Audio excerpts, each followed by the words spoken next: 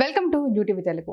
తెలంగాణ సచివాలయంలో తెలంగాణ తల్లి విగ్రహాన్ని ముఖ్యమంత్రి రేవంత్ రెడ్డి ఆవిష్కరించారు.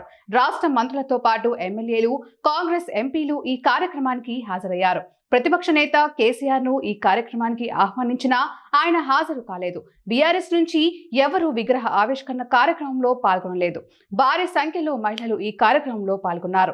తెలంగాణ తల్లి విగ్రహ ఆవిష్కరణ నేపథ్యంలో సచివాలయ ప్రాంగణాన్ని అధికారులు సుందరంగా తీర్చిదిద్దారు. కొత్తగా ఫౌంటైన్ కూడా నిర్మించారు. ఈ సందర్భంగా ఏర్పాటు చేసిన సాంస్కృతిక కార్యక్రమాలు అందరినీ అలరించాయి. ఇదే క్రమంలో తెలంగాణ రాష్ట్ర గీతం జయ జయ హే తెలంగాణను రచించిన కవి ఆంధ్రశ్రీ తెలంగాణ తల్లి విగ్రహాన్ని రూపొందించిన ప్రొఫెసర్ గంగాధర్ రమణారెడ్డిలను ప్రభుత్వం తరపున సత్కరించారు. వీరితో పాటు తెలంగాణకు చెందిన పలువురు కవులను సన్మానించారు.